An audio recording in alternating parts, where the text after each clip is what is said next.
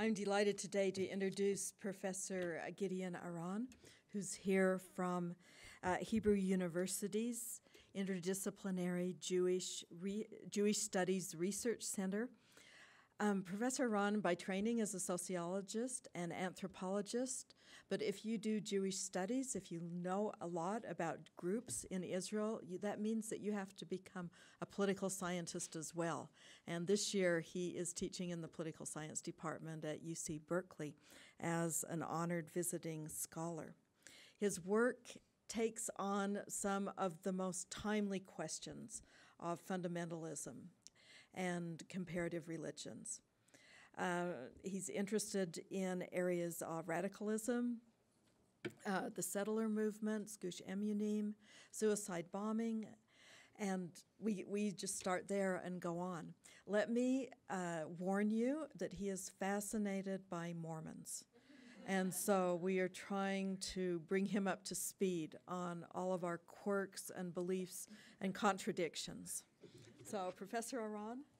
Thank you very much.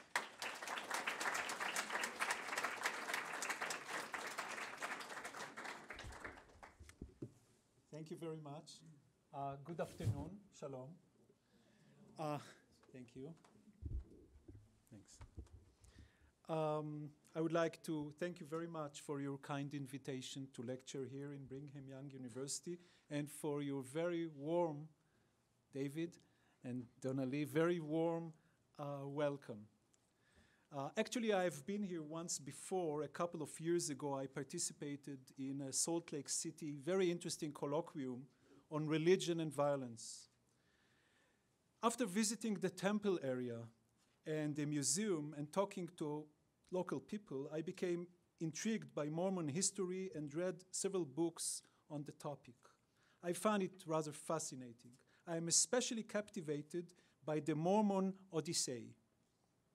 Having learned just a little bit about Mormon heritage, I tend to think about it in terms of, and this is a neologism of mine, a migrating religion. A religion whose origins lie in border crossing. In fact, I hope that I'll be able to devote myself in the future to writing a comparative study of religious groups whose formative experience and core myth center on horizontal mobility.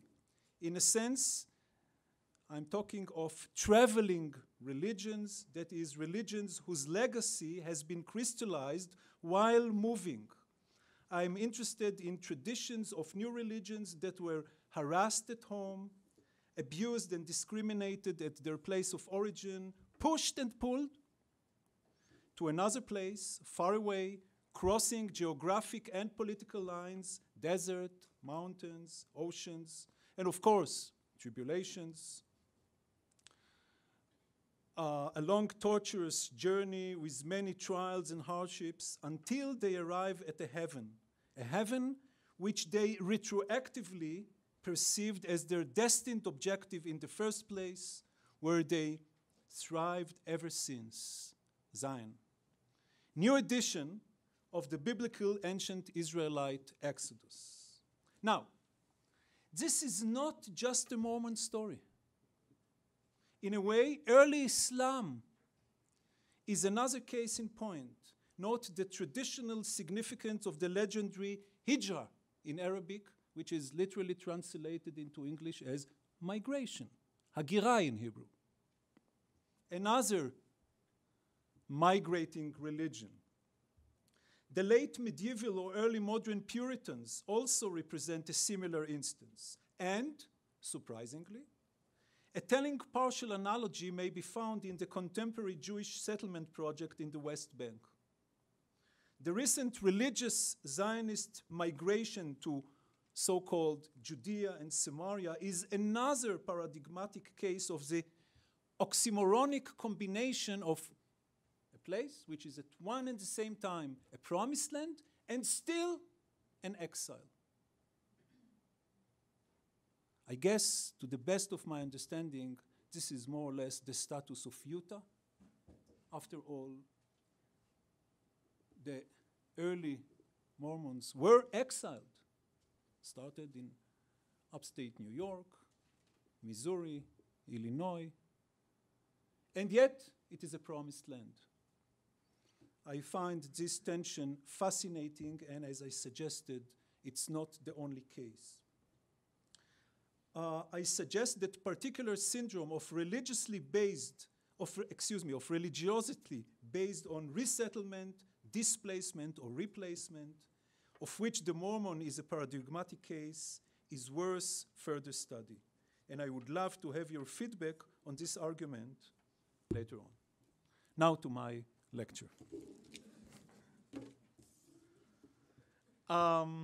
Actually, there is a subtitle to my lecture. It's not just almost 10 years after September 11, not just another comment on fundamentalism, but if you wish, you can put it in parentheses. This is very much from the point of view of an Israeli visitor in North California. So take these two elements. And right now, I'm in North California, basically Israeli. And this gives me a very particular type of perspective. In about 6 months, we shall mark the 10th anniversary of the horrific tragedy that took place in 2001 in New York City, Washington, D.C., and rural Pennsylvania. The year 2001 is also remembered as one of the worst years in the history of the Middle Eastern conflict, with many Palestinian suicide attacks directed against Israeli civilians, spilling much blood. The decade since has allowed us a fair perspective on those two sets of occurrences, quite similar and not unrelated to each other and their meanings. It's time for a commemoration and for a lesson. A sense of déjà vu, a sad one indeed, characterizes our observations of September 11 events and their aftermath. The assault of Islamic terror groups and the declaration of jihad that accompanied it shook most of us like a thunder in a clear day. And yet, from that moment on, the entire story seems pretty familiar, including the subtleties of the plot. In the beginning was the shock. Initial surprise turned to trauma. Incredulity resulted not only from the magnitude of the tragedy and not only from the success of the messengers of evil to realize their ambitious conspiracy, but also from the very daring. The fact that the holy militants ignored the deterrence factor, scornfully ridiculed the penalizing potential of superpowers like America or Israel for that matter. Fundamentalists also appear strategically inferior, relatively poor in technological and other resources, whose main strengths lay in their presumably ardent belief, ventured to hit a self-contented and self-righteous giant precisely at his soft belly. Soon after, terror and panic prevailed. The country, actually the two countries, USA and Israel, became suffused with self-propagated fear, bewilderment, and helplessness. In this state of affair, it is by no means possible to present an effective opposition to the almost automatic demand for a legitimate response, a counterattack. Reprisal campaign. This conditioned reflex springs from the revenge instinct, the impulse to teach a lesson, reciprocate in kind, and punish, as well as from a very naive conviction that confidence and control can be instantly recovered. It evidences a belief in a magic that will restore deterrence and superiority at once. Now, since politicians who are more often than not acutely attentive to the defense establishment are holding national agenda captive, it is quite natural that the reaction is mostly military.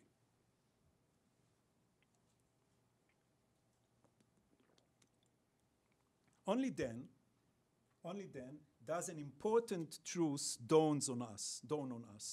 We suddenly discovered that the reaction of the vulnerable, liberal, democratic West was taken into account by the agents of the primarily Middle Eastern religious offensive from the beginning.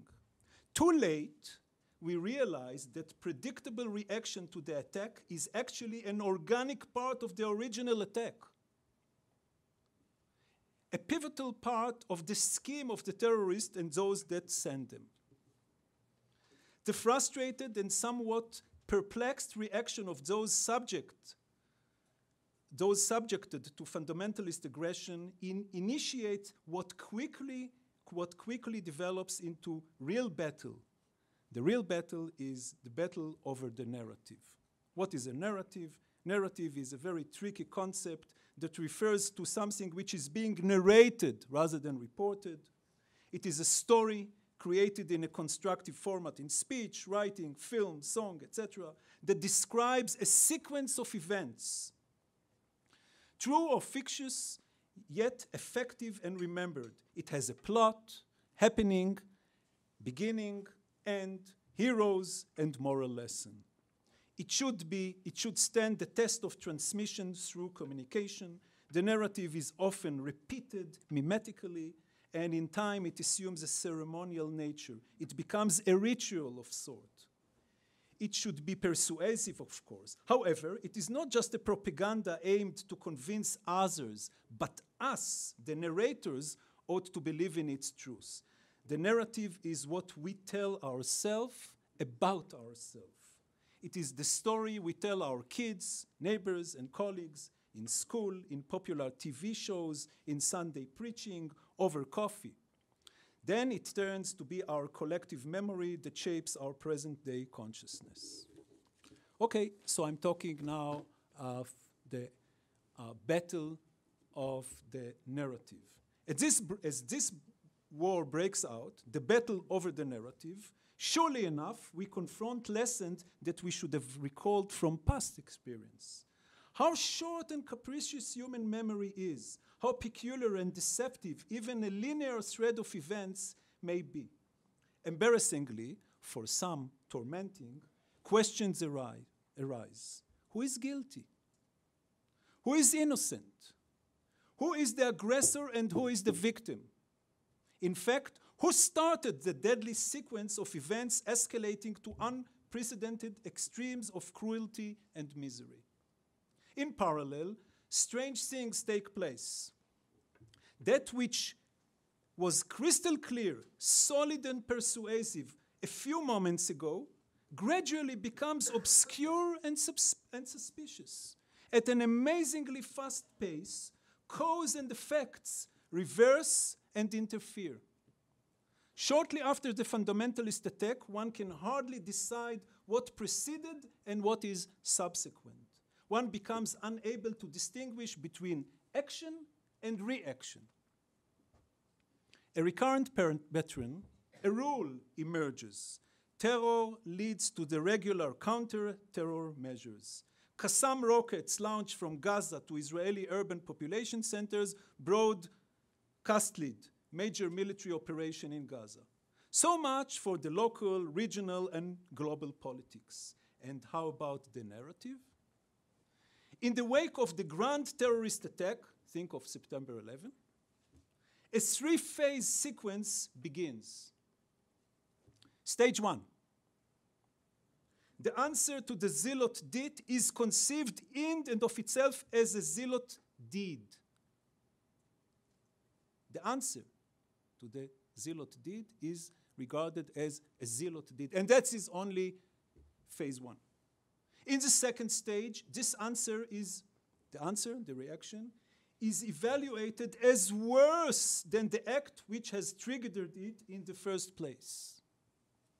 And in the final, third stage, the answer to the horrible act of violence is presented as its reason. The answer becomes the reason. Now we have arrived at the ultimate irrefutable proof that the fundamentalist hatred towards America and or Israel is justified.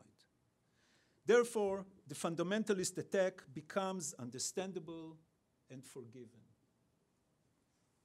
In retrospect, a conception emerges according to which the reckless and ruthless surge of the fundamentalists did not arrive, but in order to avenge for the overwhelmingly painful reprisal that will follow.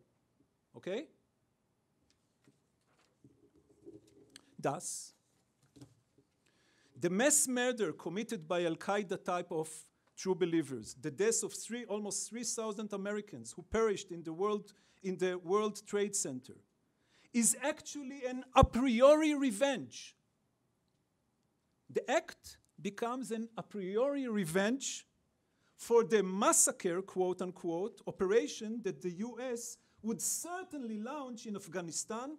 In parentheses, you may add also in Iraq.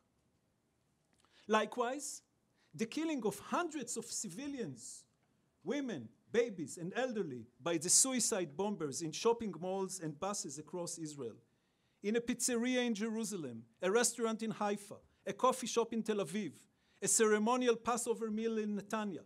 All this is nothing but a rejoinder, an appropriate response, quote unquote, to the humiliation, grief, and suffering that will eventually ensue in the guise of all too familiar roadblocks, curfews, arrests, and tortures in the West Bank.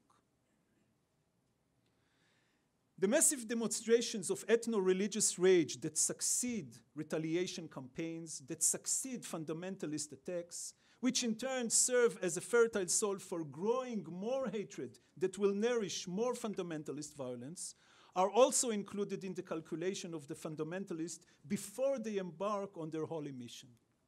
In short, organically linked to the religious terrorist bomb, often human bomb, one obtains a complete package of reaction and reaction to the reaction.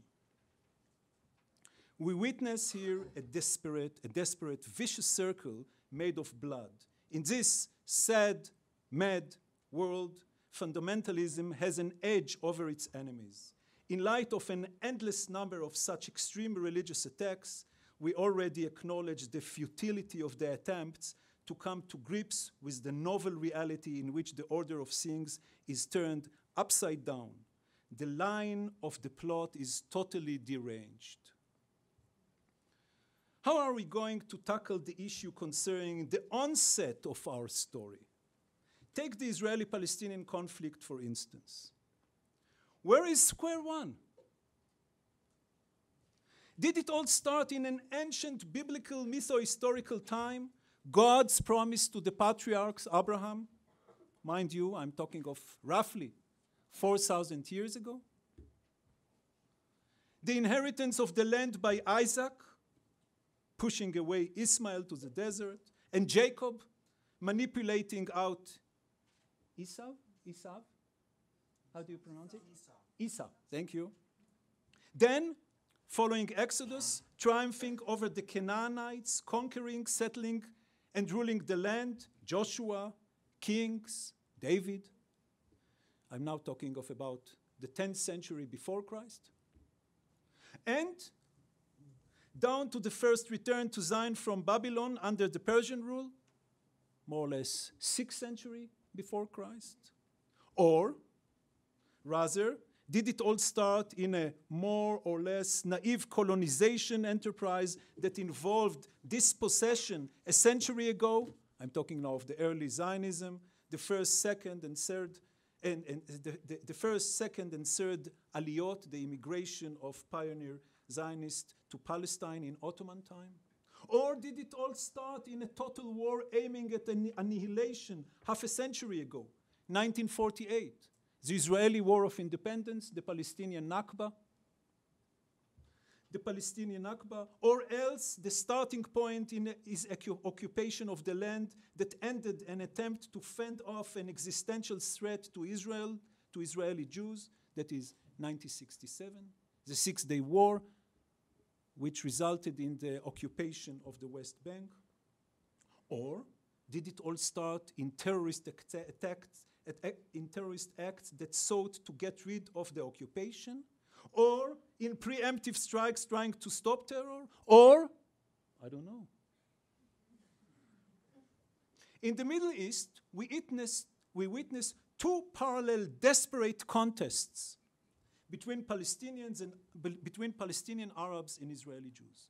One bone of contention is who was there first, just like children in kindergarten. Who was there first? That's my square. No, that's yours. Who proceeded in settling the controversial territory between the Jordan River and the Mediterranean, thus being the true natives of the land? And then the other contest, the other bond of contention. Who committed the first act of injustice? Which side inflicted upon the other the initial and most consequential harm? Back to the USA case. Did it all really start in the deployment of American troops in Saudi Arabia? As, indeed, bin Laden tends to argue, and certain political scientists and American universities confirm? Is this square one? A tacit coalition of moralists and cynics preoccupies itself with the questions of where and how far to go in order to find the primal sin. The primal sin that would convincingly justify all violent actions ever since. They are selectively retrieving, they are not, they don't take it from scratch. They don't invent anything new. They selectively retrieve from the rich reservoir of past episodes that one which provides a potent foundation for present-day claims, inflating some minor episodes and depressing or trivializing others, dusting some presumed precedents and consigned others to the margins. In the meanwhile,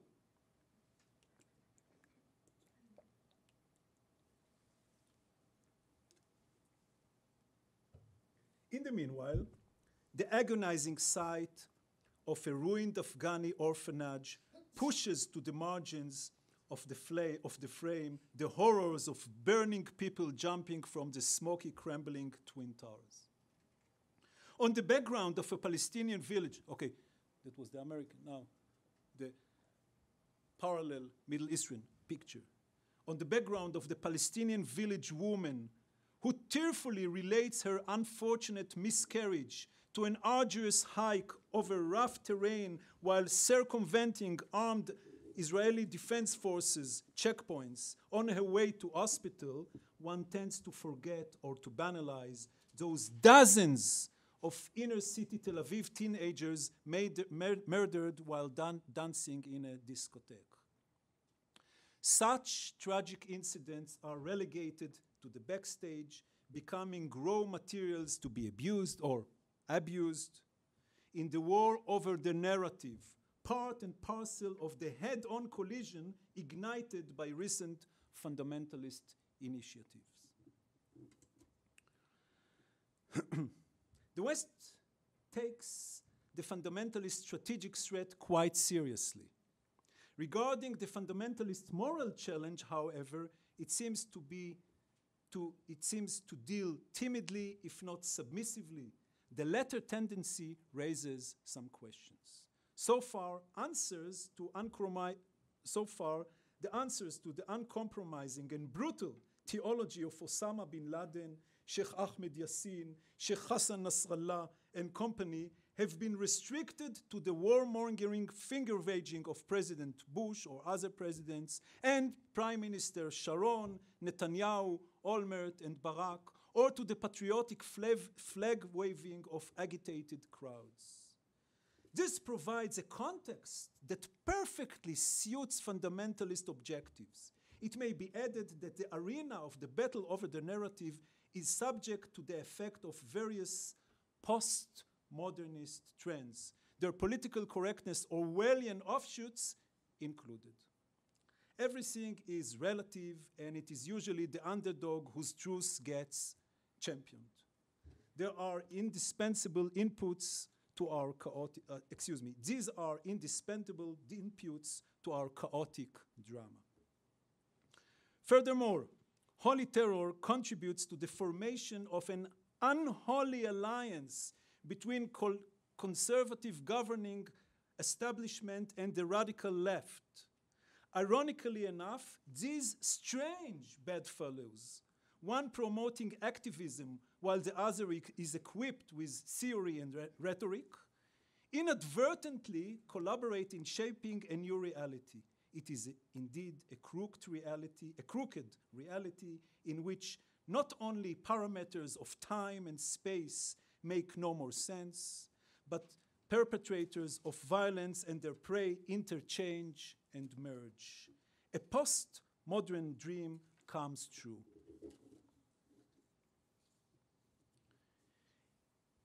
In this distinctively postmodern existence, fundamentalism thrives. Consider, if you will, the image of Bin Laden or Sheikh Nasrallah as the high priest of postmodern culture. Apropos, fundamentalists as postmodern agents, note the video cassettes or DVDs consumed in recent years by hundreds of millions of people around the globe. It shows 6'4" Osama bin Laden, or is it just his shadow? Mesmerized, you listen to his idiosyncratic verbosity praising anti-American and anti-Zionist militancy.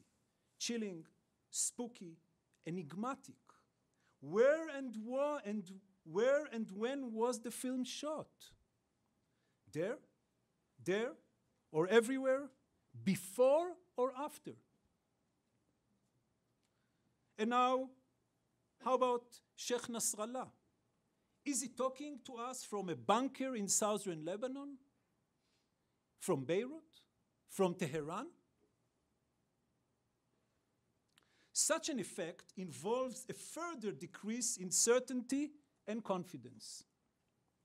Whether it is an outcome of circumstances that got out of control, or rather a premeditated scheme, fundamentalists capitalize on it immensely. One wonders uncomfortably, does a live person or a dead one conduct this sermon of cursing? It's not clear. So much for documentary technology contribution to the immortality. This is not just a matter of propaganda, but also an advanced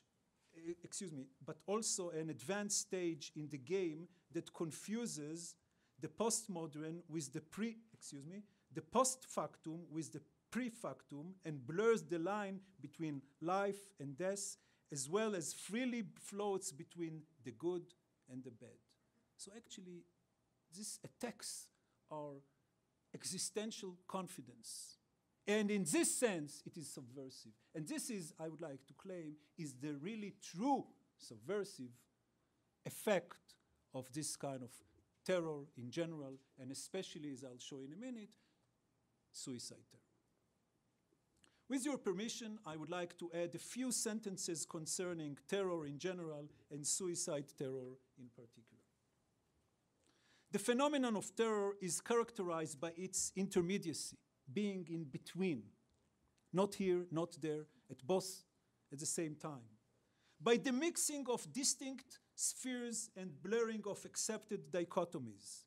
Terrorism, in the context of armed conflict, is located at the boundary between the front and the rear. Rear, rear, rear, rear. New York, is it rear? Is it front? Hard to tell. New York 2001.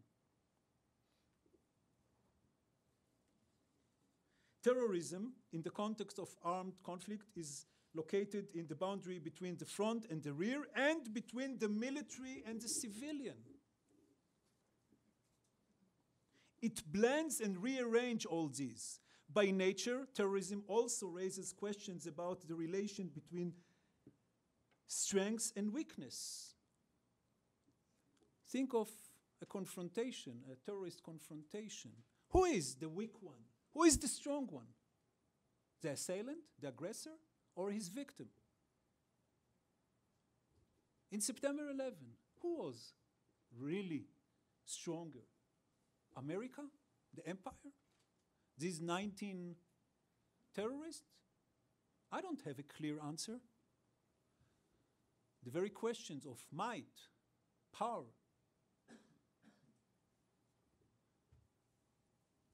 is changed. Also questions about the relation between the legitimate and the illegitimate.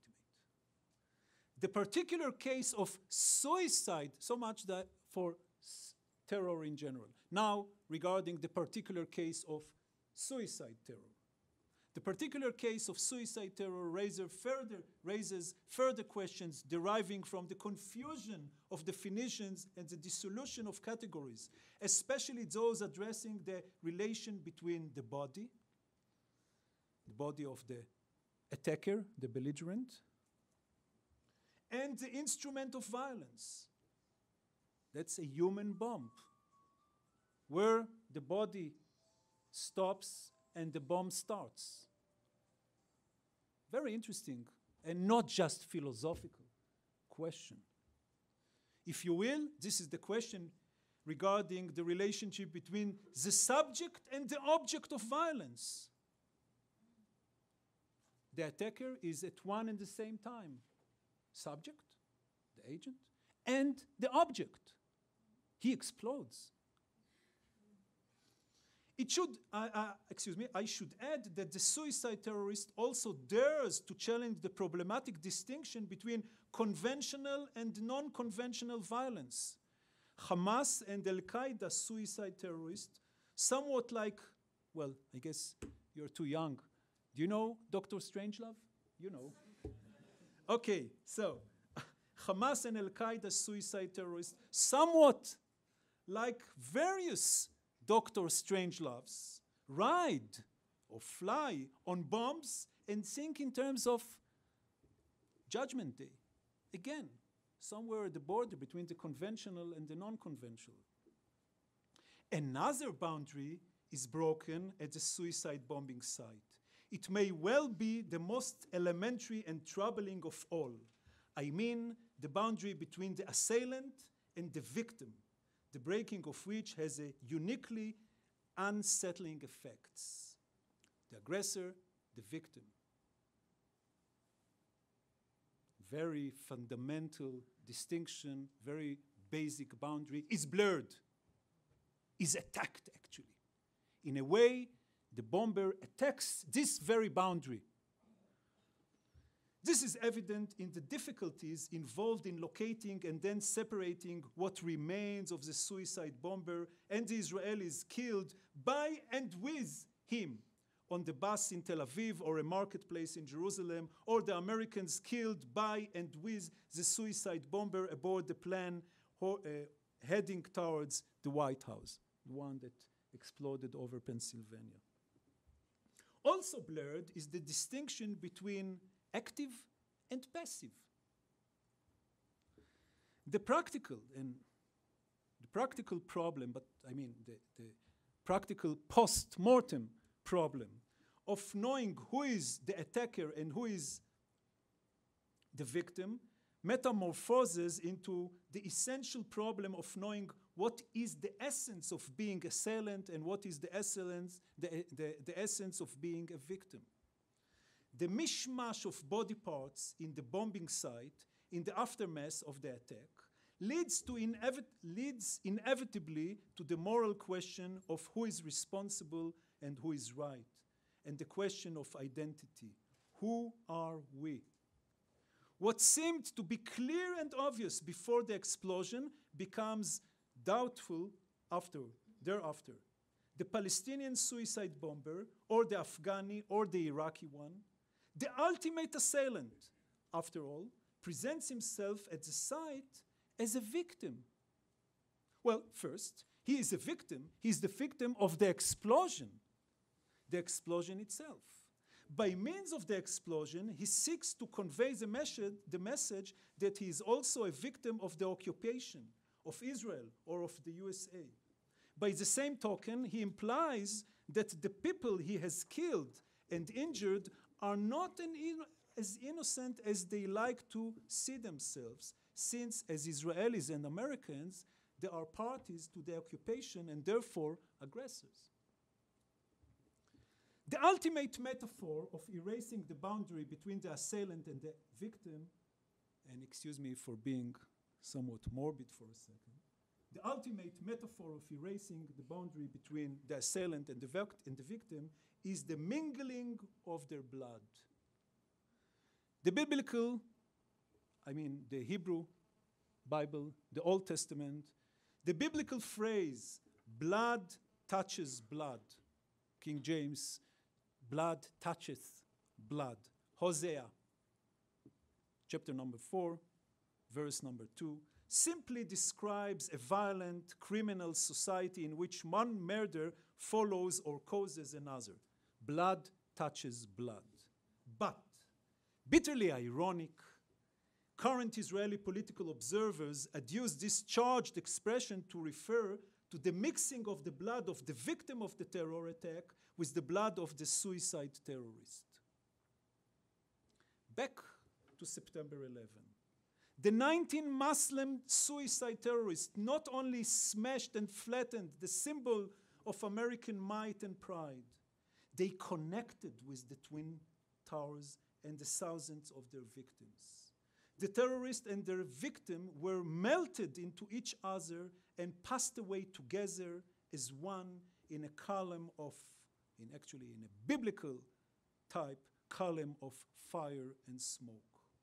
Symbolically, blurring the line between the aggressor and his victim makes the peculiar postmodern lethality inherent in suicide terror have not only a coercive effect, but mainly a subversive one. Let me cursorily make one more short remark. Every once in a while, quite consistently, news reports present a surprising and bizarre item.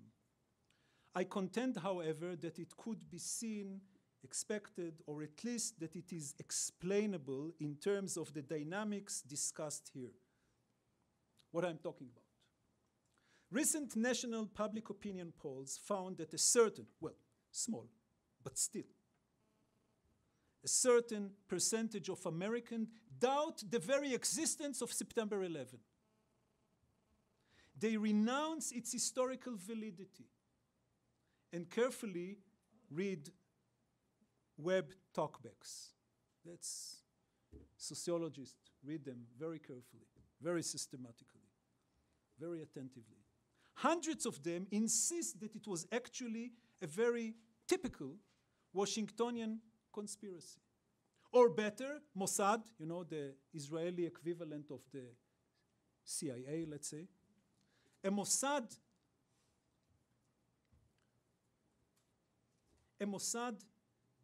scheme in the style, to a large degree in the style of the protocols of the Elder of Zion.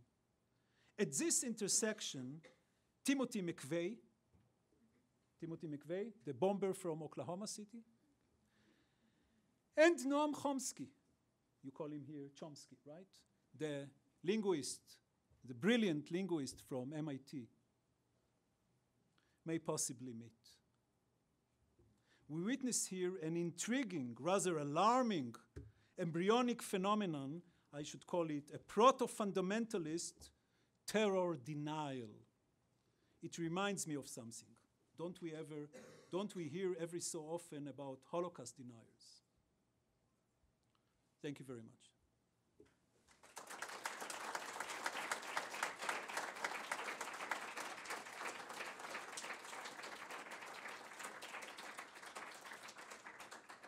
We have a few minutes for questions. Of course, so of course. Please wait for the microphone to come to you and then tell us your name and what you're studying, and you can ask your question. We just have 5 minutes until the break, so are there any questions?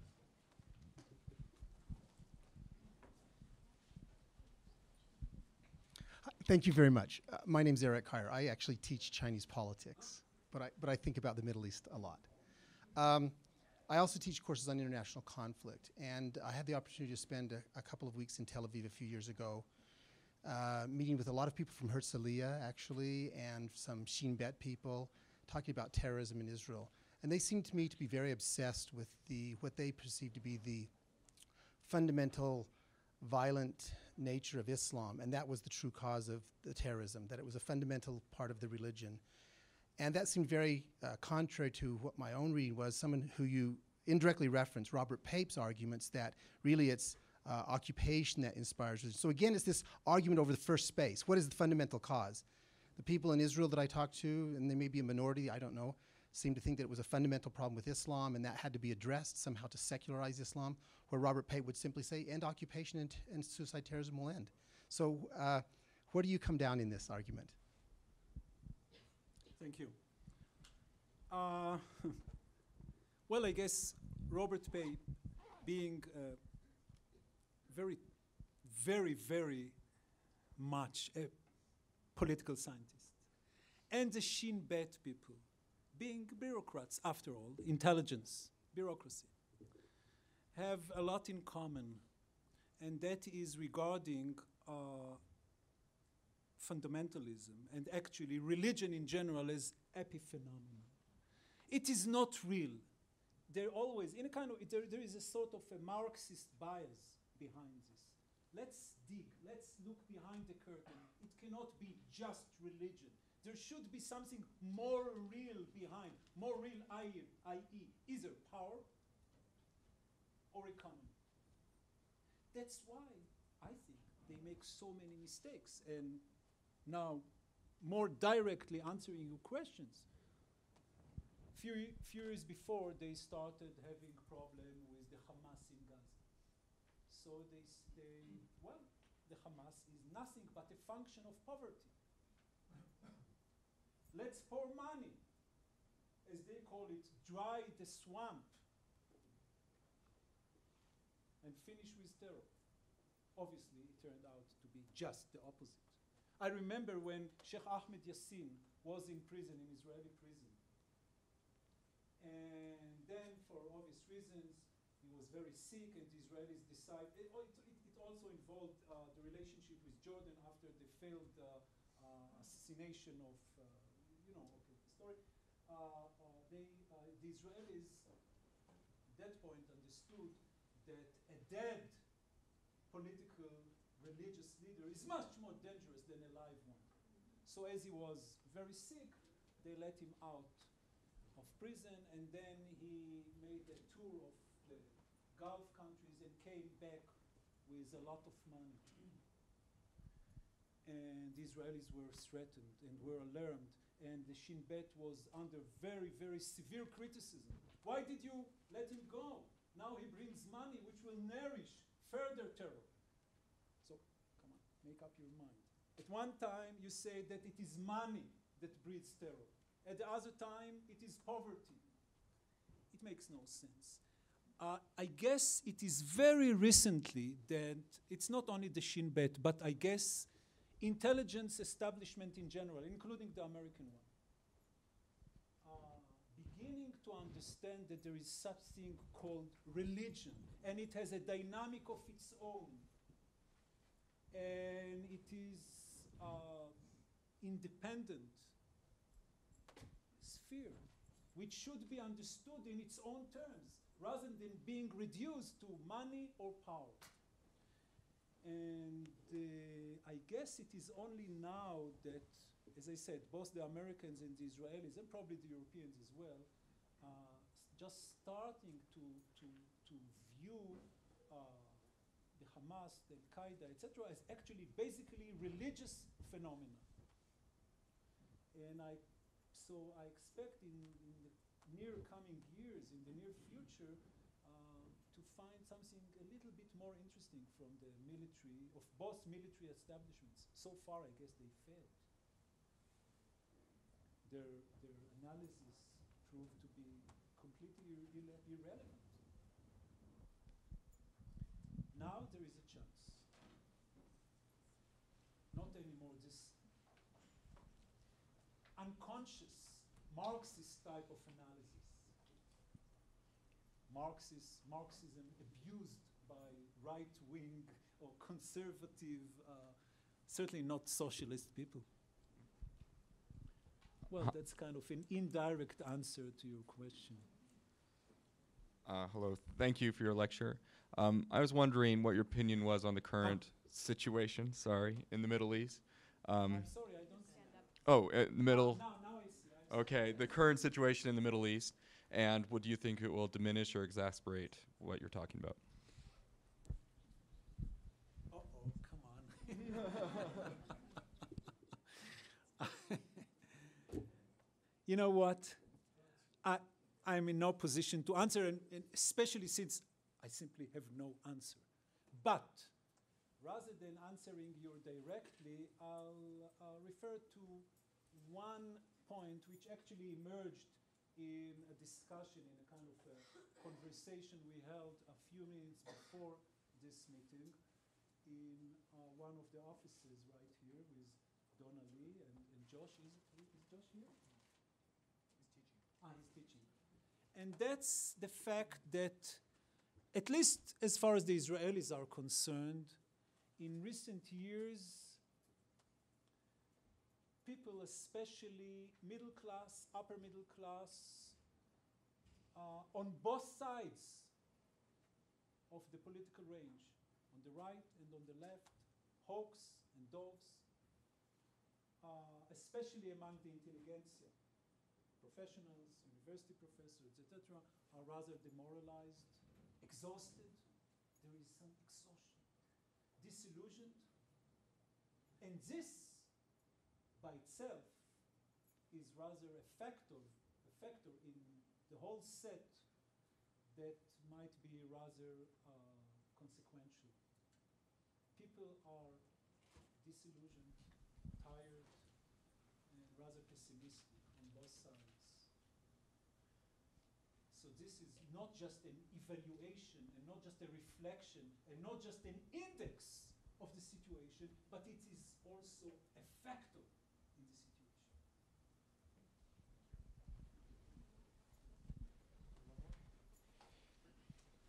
Thank you, Dr. Aran. I'm glad to hear from you. And I had a question is, what is the best way that I as a student can help continue the public narrative to promote peace and through this discussion?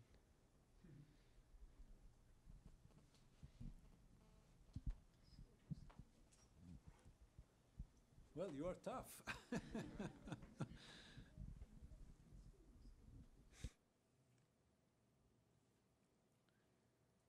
Well, something that you do, I guess, and that is, in fact, I've seen it in Jerusalem. Coming to the Middle East and get engaged, talk to people, live with them. I know that you do it. Actually, my campus is not very far, just about half a mile from yours, on Mount Scopus, overlooking the Temple Mount.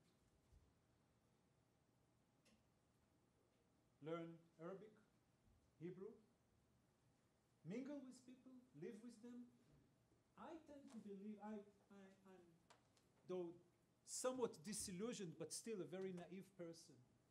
I'm a true believer in American goodwill and American generosity, and generosity not in the material sense of the word, much more in the, should I say, the quote-unquote religious sense of the word, being generous in a more as a basic attitude. And I guess it has an effect on both sides. Talking to people and then being mediators, sort of shuttle diplomacy, if you will. Not the Kissinger type, but a much more effective, I believe, one. In microcosms, in Jerusalem, the different communities juxtaposed with each other. Certain neighborhoods, the Palestinian and Israeli. Free flow around between them. I think, well, I am a naive person. I think it is effective. And time, give us more time. Thank you very much.